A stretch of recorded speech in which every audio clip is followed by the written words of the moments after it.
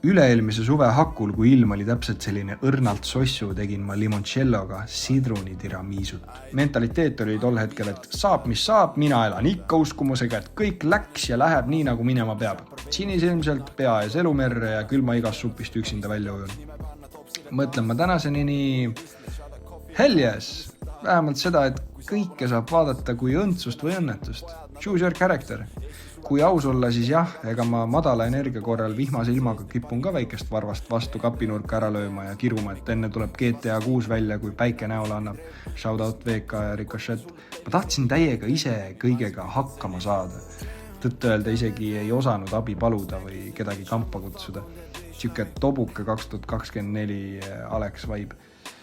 Aga eelmisel aastal, kui hakkasin oma sõpradele ja lähedastele ennast rohkem avama ja lubasin ennast aidata, hakkasid ühtäkki need unistused aina kiiremini plaanideks muutuma ja ellu jõudsid inimesed, kellega koos oli asju nii palju ägedam teha kui üksinda. Näiteks see Ampsu kanal, mida me koos vingete tegelastega eest veame. Mina oleks jõudnud vaid poolele teele. Üksinda kokata on tore, aga mõtle, kui palju ägedaid hetki sünnib koos kokates ja kui palju avastamata imelisi toite peidavad endas mitmete eestlaste koduseinad. Sel puhul julgustan ka sind meile kirjutama.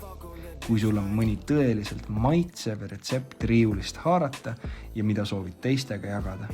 Ampsu otsib endale ilusa hingega siiraid inimesi, kellele meeldib kokata. Kui tundsid ennast ära, saada postituvi või hüppa DM-i. Sõbrale võid ka edasi põrgatada.